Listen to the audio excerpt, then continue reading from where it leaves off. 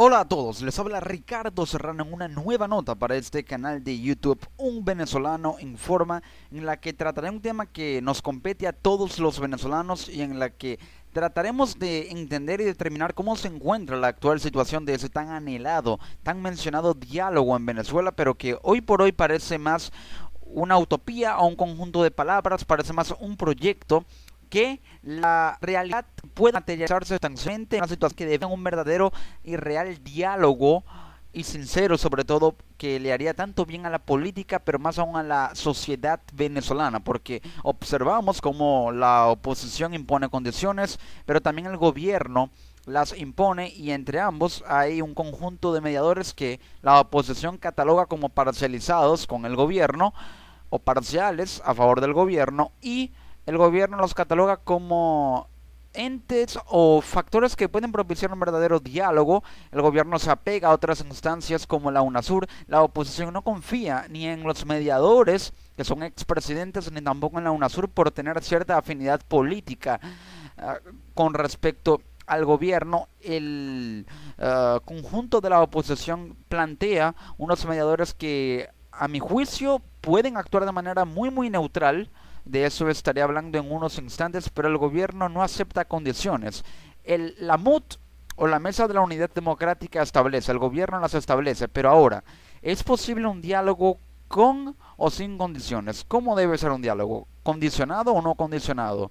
Y realmente, ¿son las condiciones la clave o el candado que puede desbloquear o destrabar o abrir esta caja de Pandora llamada diálogo en Venezuela?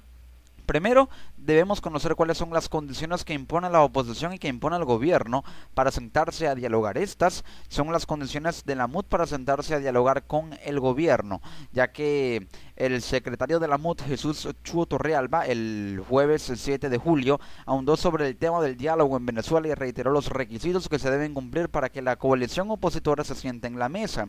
A continuación, les daré a conocer el comunicado emitido por la MUD, en el que podremos desglosar el conjunto de condiciones que impone la Mesa de la Unidad Democrática. La Mesa de la Unidad Democrática se dirige a los expresidentes, a la UNASUR, a la OEA, al Vaticano, y también con respecto al diálogo y las provocaciones del gobierno. Nuestra respuesta a la crisis, así titula el comunicado. La oposición venezolana recibe las provocadoras acciones producidas en las últimas horas por el gobierno nacional como la constatación de su falsa e insincera disposición a dialogar con mediación internacional. El país y el mundo pueden constatar esta realidad con lo declarado por el presidente Maduro, con la sobrevenida sentencia que pretende limitar la asistencia jurídica especializada para la Asamblea Nacional, y con la reincidente actitud de hostigamiento hacia los presos políticos de las últimas horas. Calcula el gobierno que la MUT incurrirá en la tentación de facilitarle su huida de un proceso de diálogo con presencia de la comunidad internacional ampliada, asignando a los demócratas venezolanos esa responsabilidad. Y más abajo en el comunicado, estos son fragmentos, ya que es un comunicado muy extenso, menciona: esperamos que los facilitadores internacionales hagan lo que les corresponde para contribuir a la recuperación de los cauces democráticos que una vez más el gobierno se empeña en destruir, entendiendo además la necesidad de alcanzar la reinstitucionalización de Venezuela y atendiendo el llamado de la comunidad internacional, la OEA, UNASUR, Mercosur, el G7, su santidad el Papa, sobre la necesidad de un diálogo efectivo. La MUT, tras un intenso debate, ha trasladado a los mediadores requisitos que considera absolutamente necesarios para un inicio efectivo y positivo del diálogo. Decide lo siguiente, y estos o estas son las condiciones, las 5 condiciones que impone la Mesa de la Unidad Democrática. Número 1. Es necesario ampliar la mediación. Consideramos fundamental la participación de un representante de la Santa Sede y o la incorporación de más expresidentes, tal y como se recoge en resoluciones de la OEA. Dicha organización puede también sumarse a esta iniciativa de diálogo a través del Grupo de Amigos de Venezuela, cualquiera de las ampliaciones mencionadas u otra iniciativa que se acuerde. 2. La MUD considera esencial que el lugar de las reuniones sea una nueva propuesta pactada que deberá concretar la mediación. Todo nuestro respeto para República Dominicana, pero ha de ser otro u otros lugares donde se produzca el diálogo.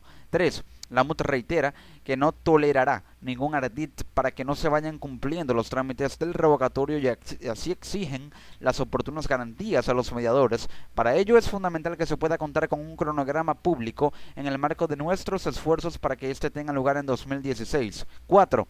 La MUT ha trasladado a los mediadores la insostenible situación de las nuevas detenciones ilegítimas desde la llegada de los expresidentes el 19 de mayo y exige su liberación inmediata. Y por último, la quinta condición: de igual forma, la MUT ha reiterado que sin respeto a la Asamblea Nacional no habrá posibilidad de diálogo real. Este es el que la molesta el día. Esperamos que los deudores pongan lugar y fecha para la primera reunión y al propio tiempo sean garantes del esfuerzo para alcanzar las condiciones aquí establecidas para que podamos llevar a cabo un diálogo útil, serio y efectivo que permita resolver la profunda crisis que vive en nuestro país. La MUT está dispuesta a la primera reunión del diálogo nacional a partir del día 12 de julio. Ojo, ya pasó ese día. Estamos a 18 de julio. Así lo ha trasladado a los expresidentes y mediadores por la mesa de la Unidad Democrática. ¿Cómo se interpretan estas condiciones? La primera claramente es una participación de mediadores que no tengan un tinte político, como lo son los expresidentes Zapatero, Torrijos y Fernández y la UNASUR, sino mediadores que tengan un tinte más moral, más humanista, en pro de un diálogo no solamente político, sino más humano, como la Santa Sede, el Vaticano, también el Nuncio Apostólico y la participación de la OEA por la influencia que tiene en la región, y esto sí a nivel político. La otra condición es la sede del diálogo, no en República Dominicana, no en un país que no tiene nada que ver con la situación venezolana, sino ya sea en territorio venezolano o en instancias donde haya, o mejor dicho, lugares donde haya instancias internacionales de corte político que puedan facilitar la situación en Venezuela y la relación entre gobierno y oposición desde la esfera internacional. La tercera condición es que se puedan garantizar o se puedan, mejor dicho, cumplir las garantías a los mediadores, es decir, que estos sean realmente imparciales, que se pueda contar con un cronograma público de agenda y también de posteriores soluciones para enmarcarlas en acuerdos. La cuarta condición es la situación de los presos políticos en Venezuela, liberar a los presos políticos. Y por último, la quinta condición es el respeto a la Asamblea Nacional. Es curioso que no se mencione en estas 5 condiciones el referéndum revocatorio. Así lo ha mencionado Henry Ramos Alup, líder opositor y presidente de la Asamblea Nacional, al decir que el referéndum no tiene nada que ver. No tiene nada que ver con el diálogo en Venezuela porque es un derecho constitucional y los derechos no se negocian, simplemente se cumplen. Por ello, el revocatorio parece ser una opción, o mejor dicho, una obligación actualmente, un escenario que debe ser inminente, y a la MUT le conviene que sea inminente, que sea inevitable. Obviamente al gobierno no le conviene esa situación, pero al ser un derecho y los derechos al no ser negociables, entonces no pueden marcarse como una condición, simplemente como algo que debe cumplirse sí o sí, porque así está enmarcado en la ley y en el ordenamiento jurídico venezolano, que es la Constitución venezolana. Pero paralelamente el gobierno exige como contracondición, por así decirlo, que no habrá condiciones impuestas, que no habrá ni revocatorio y no se liberará presos políticos. Entonces pareciera ser un juego en el que la MUT está dispuesta a dialogar si se libera a los presos políticos y se hace el revocatorio. ¿Por qué?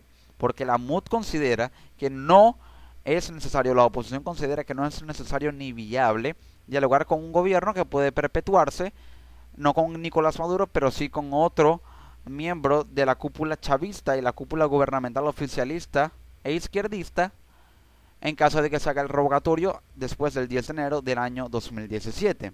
Por ello, la MUT considera imperativo que se dialogue y que esto esté enmarcado bajo la figura del referendo revocatorio, para que de esa manera se pueda garantizar una transición política en la que se cumplan las soluciones alcanzadas en un eventual diálogo, pero con un gobierno diferente que pueda cambiar o facilitar esa transición para una nueva era política en Venezuela. Esa es la estrategia de la oposición. Pero entonces, ¿debe haber un diálogo condicionado o no?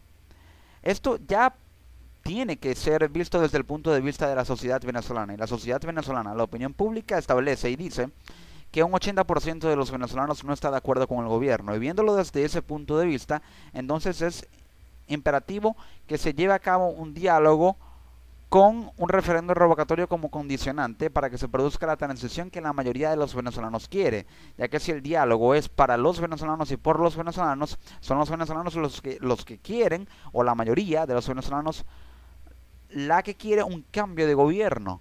Entonces, si se quiere un cambio de gobierno, para ello debe haber una figura o un instrumento político de transición o mecanismo de democracia transicional enmarcado en el revocatorio que pueda facilitar esa transición que los venezolanos andan con el diálogo. Esta transición es necesaria condicionado, porque todo diálogo que no tenga el referendo revocatorio como, de alguna manera, punto central o situación inminente que debe realizarse por la viabilidad política que tiene, entonces se vislumbra un escenario en el que puede persistir el mismo modelo con la misma crisis bajo el mismo gobierno, a pesar de que se dialogue, porque no es lo mismo que se cumplan las condiciones o lo que se alcanzó en un diálogo con un gobierno diferente al actual que con el mismo, pero con otro presidente que no sea Nicolás Maduro, se llega a realizarse eventualmente el diálogo, el tan anhelado diálogo.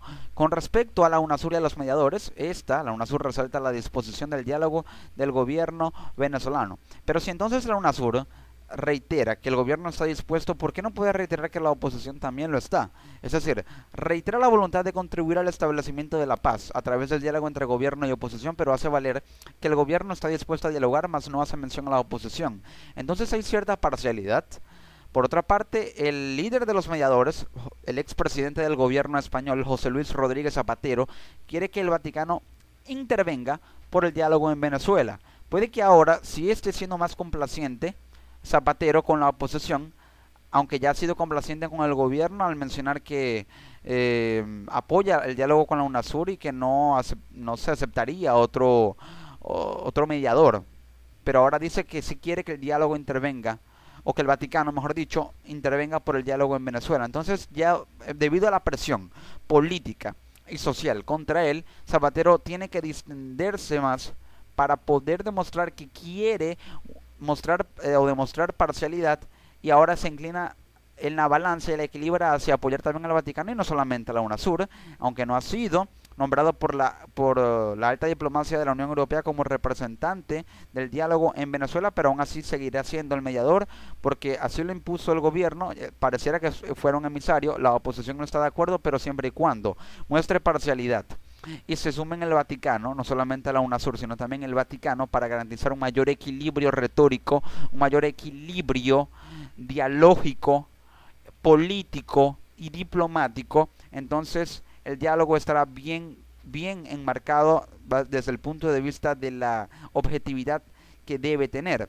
Por ello es que la oposición propuso un conjunto de mediadores tales como el grupo IDEA, que es la iniciativa de los expresidentes de América, compuesta por los expresidentes de Colombia, Andrés Pastrana, de Bolivia, Jorge Quiroga, Tuto Quiroga, también el expresidente del gobierno español, José María Aznar, y también hay otro grupo, que es el grupo de amigos sugeridos del Consejo General de la Organización de Estados Americanos. Otro mediador sería un representante de la Santa Sede, el nuncio apostólico, el representante del Vaticano aquí en Venezuela, y a su vez un representante del Vaticano o emisario del Vaticano podría ser el monseñor Paul Gallagher. Este grupo de mediadores muestra no solamente un tinte político, porque el grupo IDEA y el grupo de amigos sugeridos del Consejo General de la OEA tienen un corte político, pero los representantes del Vaticano y de la Santa Sede, el nuncio apostólico, ya tienen un corte más moralista y humanista. Y con respecto a las sedes, la oposición propuso realizar el diálogo en la sede de la OEA en Washington, o en la sede del Parlatino, que es el Parlamento Latinoamericano en Panamá, o en la Conferencia Episcopal Venezolana. Las primeras dos sedes de índole política, porque son instancias internacionales que pueden hacer que el peso o la influencia de la esfera internacional sobre un gobierno que no querrá ceder al momento del diálogo, entonces pueda surtir más efecto. Y la Conferencia Episcopal Venezolana, con ese diálogo moralista que impondría por el carácter religioso que tiene la Conferencia Episcopal, o en su defecto de estas tres, realizarlo en Caracas, Venezuela, como lo dijo Henry Ramos Alupa. Así está la situación del diálogo en Venezuela, estas son las condiciones, así es como se interpreta cada una, eso es lo que o bajo las premisas que debería, bajo las cuales debería estar configurado el diálogo en Venezuela, con esos mediadores, con esas sedes de parte y parte, generando equilibrio retórico, diplomático y político, que no solamente sea un diálogo político, sino también humano, moralista, para que el resultado sea una resolución de consenso, un acuerdo parcial entre ambos, el planteamiento de interlocutores no radicales, la estimación del valor con un sistema de viabilidad de cada propuesta que se plantee, que haya críticas constructivas, que se formen alianzas con un gobierno de unidad, por muy utópico que parezca, que se mantenga contacto vía una comisión de relaciones especiales entre gobierno y oposición después del diálogo, también durante, y por último la inserción del acuerdo tras la agenda planteada y discutida, la inserción de ese acuerdo en un artículo de la Constitución por un decreto, ley vía enmienda constitucional para que se le dé blindaje jurídico a los acuerdos alcanzados en este diálogo, así como se le va a dar blindaje jurídico y constitucional a acuerdos en diálogo base interno en Pueblo. Así está la situación del diálogo en Venezuela, que parece utópico. Se dice que sí, que no, que unos están dispuestos, que otros no, que unos apoyan al gobierno, que otros a la oposición, pero la realidad es que el diálogo debe ser por los venezolanos y podría vaticinarse un escenario en el que aproximadamente en 2 o 3 meses se lleve a cabo el diálogo en Venezuela, si se deja de estar en este ping pong político o toma y dame, en el que se habla mucho pero se hace poco, por el diálogo que es tan necesario para los venezolanos, para el país y para que se alcance la paz política y social en Venezuela, sumida en una crisis, y por ello es que se debe llevar a cabo este diálogo.